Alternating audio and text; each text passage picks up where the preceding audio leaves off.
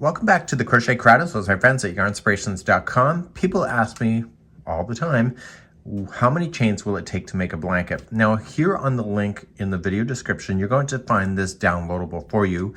And there's several factors that determine the amount of chains that you are going to need in order to make the size blanket. So we have the sizes available in inches here so that you can target that. And there's also more information that you'll find in the link for other size blankets. So the big factor is that your crochet hook and your yarn choice really makes the difference of if it's going to hit the target size. So on the yarn labels, they have here the recommended size is 6.5 millimeter or a size K. And once you understand that, that's what we're going to target. So what you can do is that you can put everything aside, and this is how you can quickly check to see how many chains that you're going to need. With whatever size yarn that you've decided and the hook size, so you can change the hook size. So even though it's recommended on the ball, you can always change it to something new. And this is what makes it unique for you. So what I want you to do is to chain 20. So 1, 2, 3, 17, 18, 19, and 20. So once you have the 20 here, we're going to just crochet just a few rows just to get it to stabilize so that we can take. So crocheting like you normally do, I usually turn it to the back hump of the chain, and I'm going to single crochet starting in the first chain there. So it's the second one from the hook. So I'm just going to single crochet myself all the way across. So if you prefer to grab the chain from a different point of view, then you can do it. Just make sure it matches your hands so that it'll be consistent. So single crochet all the way across your chain, and put me on hold now. So you'll notice that in crocheting your first chain that the collapse of the first chain goes down about 20%. So for every 100 chains, you will lose 20 stitches in the distance. So it's compressing it. And this is why we're taking this little test right now to determine how many stitches that we're going to need. So you're gonna go right to the end. And once you're at the end, just simply turn your work, and I want you to do 3 more rows exactly what you just did. So just chain up 1 now and just single crochet across. And then when you get across, just turn again and crochet across, and then turn again and crochet across, so that you get a total of 4 rows then. So this yarn is not being wasted. We're going to rip it out later, but we're just doing it for a test to determine how many stitches we're going to need. So I'll be right back after my 4 rows are complete. So I already have 1. So now that my 4 rows are complete, it'll look like this. Okay, so we can tell that there's 4 rows. So this makes up 2. So if you're counting, you can say this is 2 and then 4. So these indentations make up 2 rows. Now that we have this done, we can see that the stitch work in the middle here has stabilized, and I want to be able to measure the amount of stitches in order to figure it out. So a baby blanket is average around 24 inches to 36 inches wide. So what I want to do is that I want to take a measurement here in the center to figure out how many stitches there are per inch.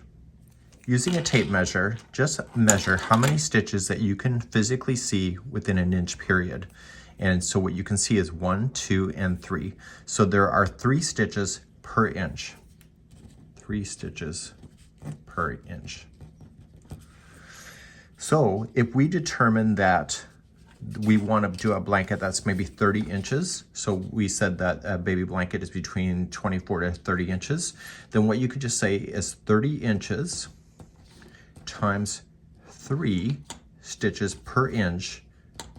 Okay, so that number matches, gives you the amount of stitches that you're going to need. So in this case, for a baby blanket, you're going to need a total of, yes, that's right, it's going to be 90 chains in order to make it approximately 30 inches. So if it was a different size and you wanted to go a little bit smaller, you can say 24 times 3. And if you want to do bigger, 36 times 3. And this will give you the number of chains for those different sizes. So for the other 2 sizes, if you were doing 24 inches wide, and so it would be smaller, that means that there will be less stitches. So there's 72 chains, and if it's wider, of course, 36 inches times 3 gives you 108. Now here's what the pickle is that a lot of stitches have what is called as a multiple, where there's a certain type of stitch that has to repeat itself. And so what we need to do is, if that's a factor for you and you know the stitch multiple, then what you have to do is get this number to match that stitch multiple. So let's just do a hypothetical. Let's say, for example, the designer gives us a stitch multiple of 4 plus 3. So what we need to do is we need to figure out how close we can get these chains to match the stitch multiple. So the first thing that we need to do, let's just use the first one. So we have 90 chains, CHS, divided by 4 equals. So this came up with 22.5. So what I would want to do is ignore the 0.5 and just say 22. Okay, and we want to times that by 4. So let's give that number. So just say 22 times 4 equals 88. Okay, so that would be the multiple of 4 and 4 and 4. So we have 88. So in order to do this, there's also a plus 3. So in this case, if it was a stitch multiple of this, then I'll just add 3 to this number. So 89, 90, and 91. So 91 chains would be what it would take in order to keep the stitch multiple the same. So let's do another example. Say the stitch multiple was 7 plus 8. So we say 90 chains divided by 7, so this number carries down, and we're going to figure that out. So 90 divided by 7 gives you 12.8. Okay, so what I want to do is that I want to go even further down with this. So what I'm going to do is just say this is going to go into 12 times. So let's just do 12 times 7, and what will that equal? 12 times 7 equals 84. Okay, and then you have to add this number to it. So 84 plus 8 would give you 92.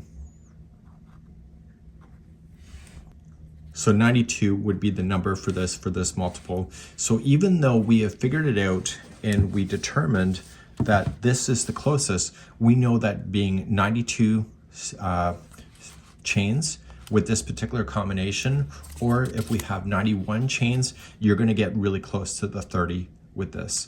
So this is how we figured this out. So whenever you're doing anything, it just really is a factor on how to get it close.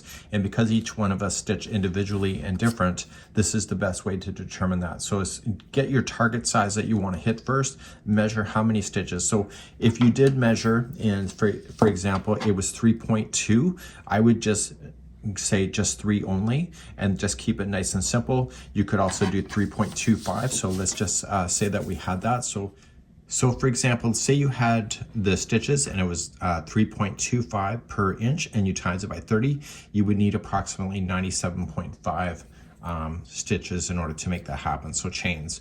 So that's a really neat way to be able to figure that out. Obviously, you're not going to do a half the chain, so you can round it down like that, and so you can determine this kind of information with this, and it's then customized for you because you took your own measurements. So that'd be something that I would do for myself.